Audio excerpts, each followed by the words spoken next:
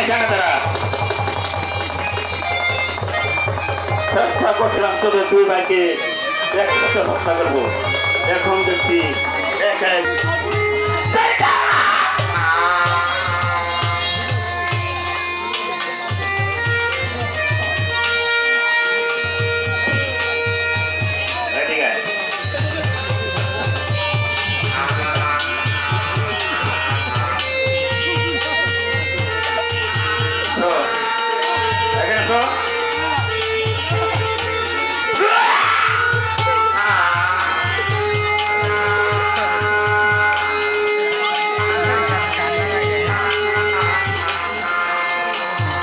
এবার আমি আমার একটা কথা আমি